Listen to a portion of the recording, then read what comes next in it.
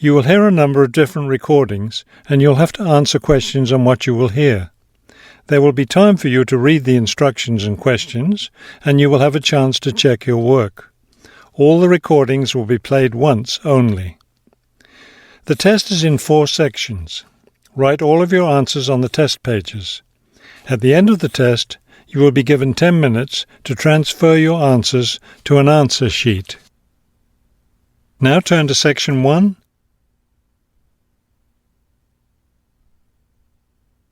Section 1. You will hear a woman and a man talking about their work at a library. First, you have some time to look at questions 1 to 5.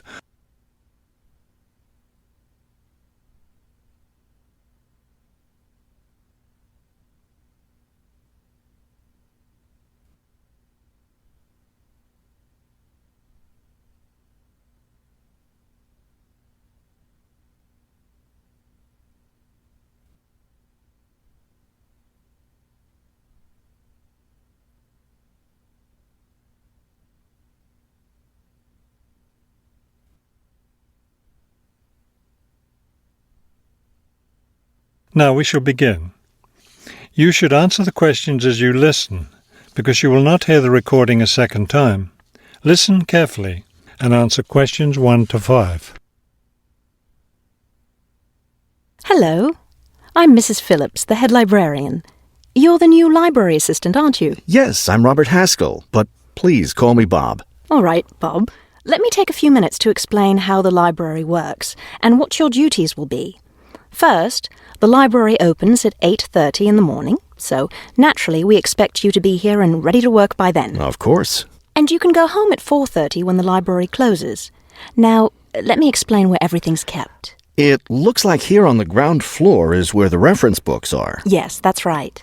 Up on the second floor is where the adult collection is, both fiction and non-fiction. And the children's books are there too, aren't they? I thought I saw them in the room by the stairway. No, those are magazines and newspapers for adults.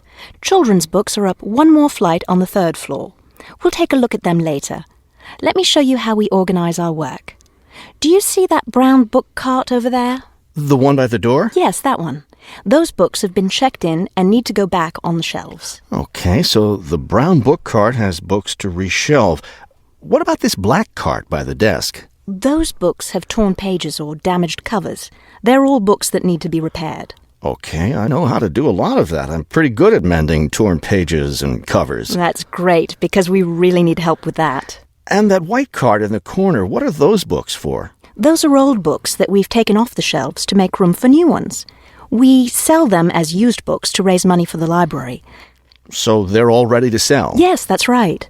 So now you know what to do with the books in the carts. Let's talk about our activities schedule.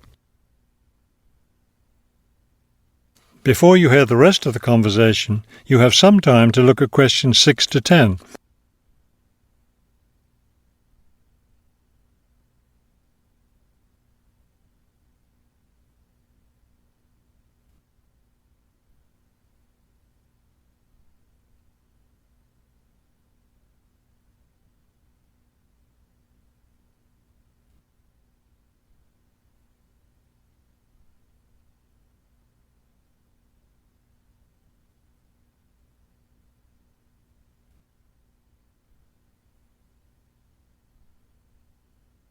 Now listen and answer questions 6 to 10.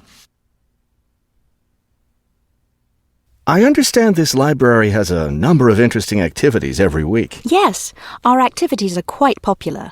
The most popular one is story time for the children. Do a lot of children show up for that? Yes, a good many. It takes place in the children's room on Thursday mornings at 11. Isn't there a family movie night too? Yes, but it's not at night anymore. We used to have family movies on Fridays when the library is open until 9, but now we have a different activity at that time, so we had to switch family movies to the weekend, Saturday afternoon. How much do you charge for the movies? They're all free. The movie always starts at 2:30 in the reference room, but you don't have to worry about that since you don't work on weekends. And what takes place on Friday evenings? We've just started a weekly lecture series. We have a different speaker every week, and the lectures cover all different kinds of topics. That sounds like something I'd be interested in attending. Good, because we'll need your help with that. You'll be working Friday evenings, and one of your duties will be to set up the meeting room on the first floor for the lecture. What time will you need that done? Let's say by 6:15. The lecture starts at 6:30, and the room needs to be ready well ahead of time. A lot of people arrive early. Maybe I should have the room ready by 6? That wouldn't be a bad idea.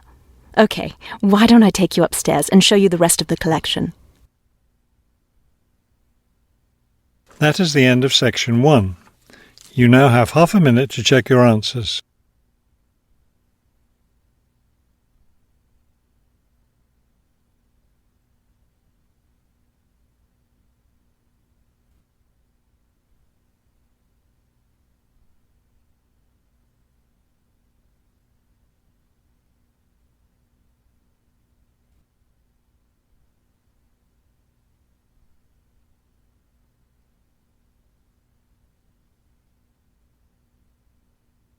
Now turn to Section 2. Section 2.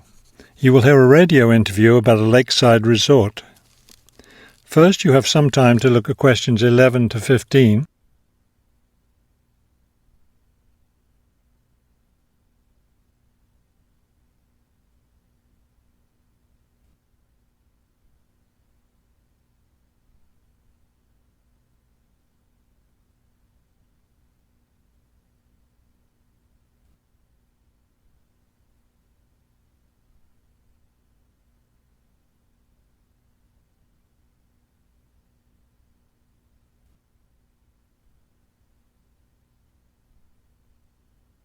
As you listen to the first part of the talk, answer questions 11 to 15.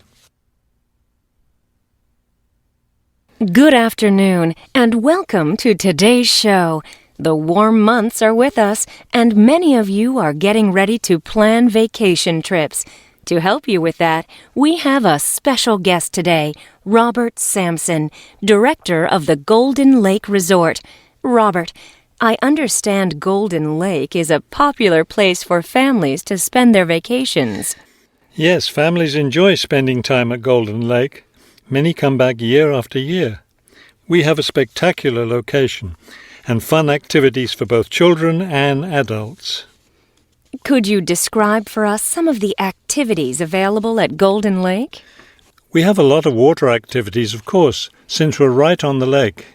We have a pleasant sandy beach for swimming. We also have canoes and sailboats available, and many of our guests enjoy boating on the lake. I imagine water skiing would be popular among your guests. Actually, we don't permit water skiing in the resort area. It can be dangerous for swimmers and for the canoeists too. We do have a great location for fishing, though, and you'll often see guests fishing from our dock or from the canoes. That sounds very relaxing. What about activities on land? Do you have facilities for tennis? We had tennis in the past, but the courts fell out of repair, and since we found that most of our guests weren't interested in the game, we closed the courts down. So that's no longer an option. And naturally, because of our location in the woods, we don't have an adequate area for a golf course. But I'd like to let your listeners know that we'll be adding a new activity this year. We've made an arrangement with the local stable, so now we're going to have horseback riding available for our guests. We've created several riding trails around the lake. That sounds lovely. Now, what about rainy days? What can your guests do when the weather's bad? We have a games room and a crafts room. When the weather's rainy, some of our very talented staff members offer arts and crafts classes for all ages. What fun! Do you offer any other classes or activities? Before you hear the rest of the talk, you have some time to look at questions 16 to 20.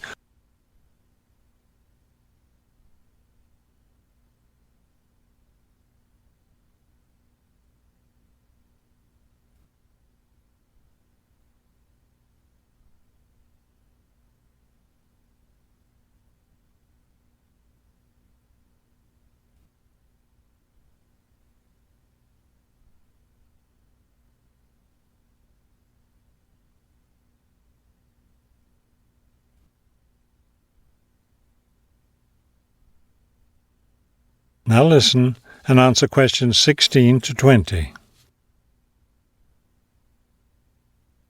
We have a weekly schedule of evening activities, which anyone can attend if they choose. Every Sunday we show a film, always something that's suitable for the whole family. Monday's my favourite night because that's dessert night. Our cook prepares a variety of desserts, and we get to taste them all. I'd like to be there for that. Yes, it's great. We get more serious toward the middle of the week. Our discussion night is on Tuesday. Discussion night? Yes, we discuss different current events, depending on what's happening that week in the news. Then on Wednesdays, we have lectures. We invite different experts to talk about local history or nature topics.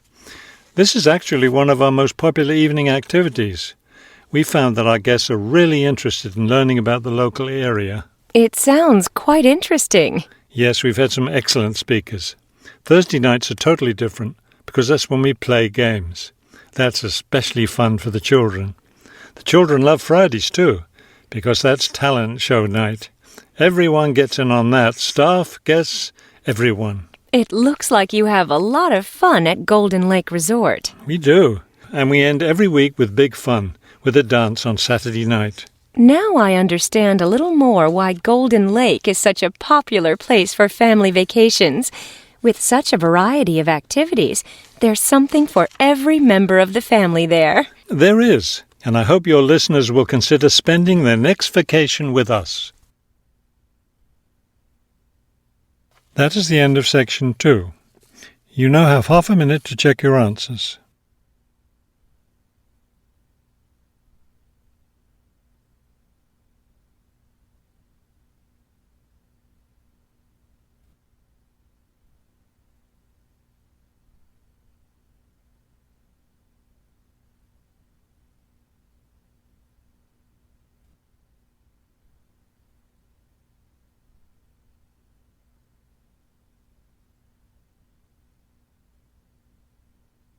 Now turn to Section 3. Section 3. You will hear 2 students talking about a class assignment about wild bird rescue and rehabilitation. First, you have some time to look at questions 21 to 25.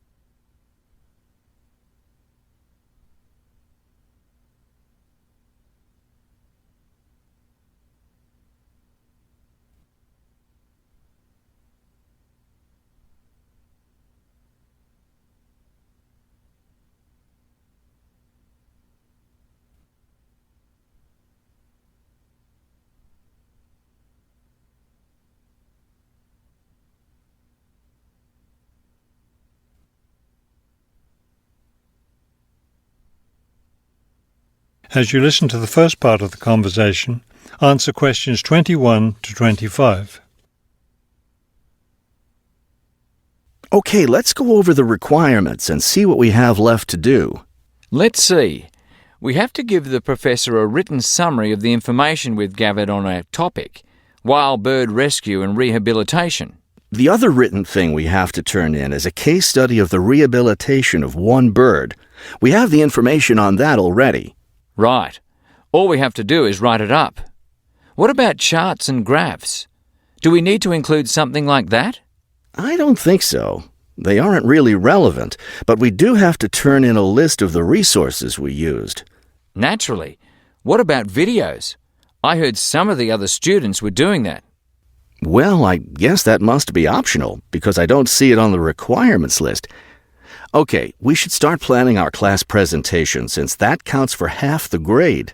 We've looked at lots of sources of information, but I think our best source was the interviews we did with the wildlife rehabilitators. Agreed. That and the journal articles. I think we have enough information from those 2 sources for the presentation anyhow. The books we looked at weren't all that helpful. I wonder if we should try to bring in some live birds for the presentation. That would be too difficult, don't you think? But we have lots of photos of rehabilitated birds. We can show those. Before you hear the rest of the conversation, you have some time to look at questions 26 to 30.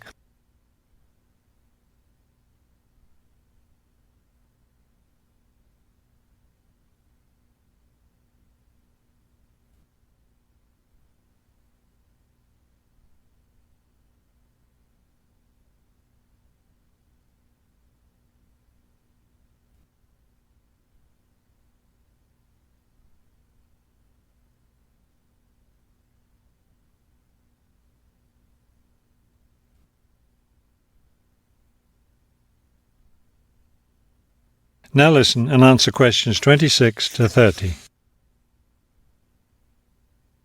Right. OK, I think we should start by talking about how to rescue a bird.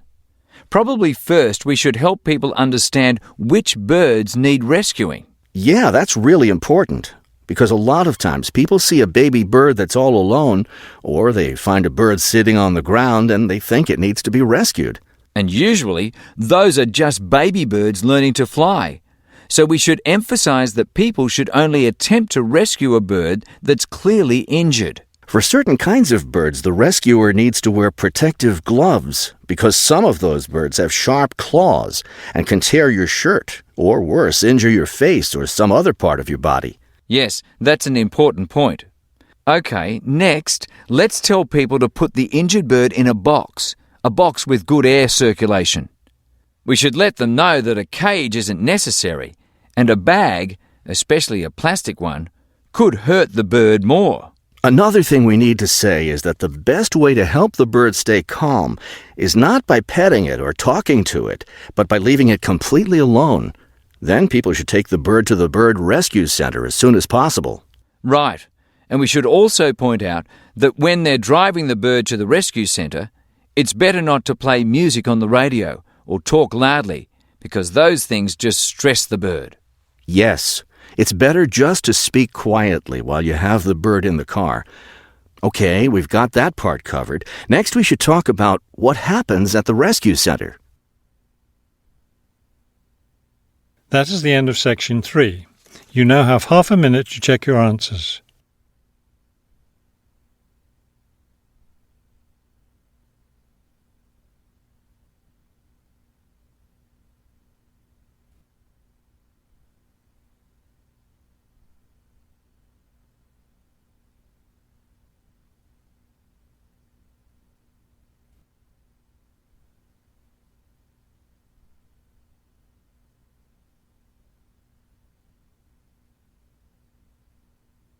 Now turn to Section 4. Section 4.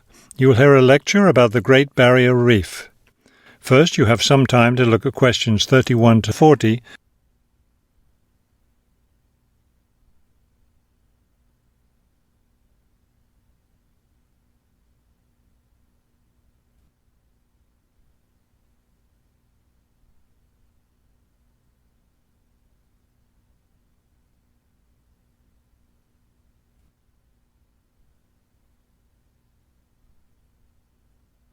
Now listen carefully and answer questions 31 to 40. Despite its name, the Great Barrier Reef isn't just one large coral reef. Rather, it's a system of coral reefs that stretches along the east coast of Australia, covering an area of around 300,000 square kilometres. The Great Barrier Reef is composed of approximately 3,000 individual reefs, which range in size from 1 hectare to more than 10,000 hectares each. In addition, around 600 islands are scattered throughout the area, particularly at the northern and southern ends. The reefs themselves are composed of over 400 different kinds of coral, the largest variety of corals found anywhere in the world.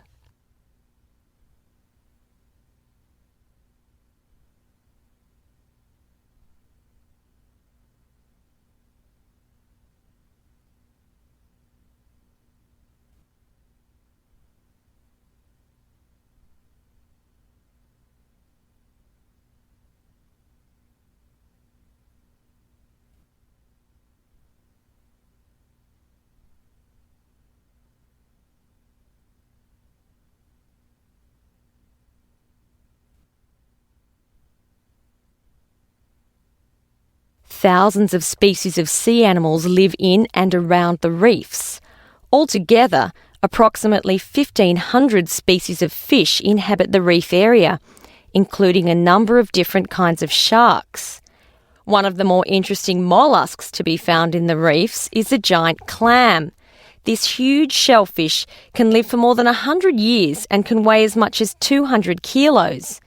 Sea mammals abound in the area, which serves as a breeding ground for certain types of whales, many of which are endangered. Over 200 species of sea and shore birds feed, roost or nest among the reefs and islands. Many types of reptiles can also be found living among and near the reefs.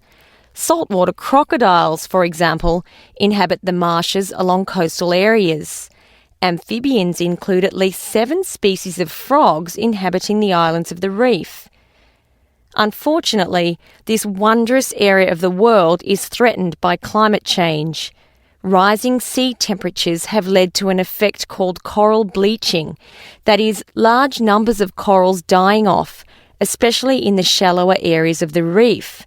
The Great Barrier Reef Marine Park Authority is attempting to find effective ways to deal with this issue that threatens the reef.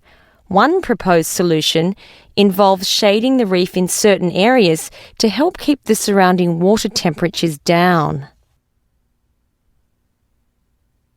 That is the end of section 4. You now have half a minute to check your answers.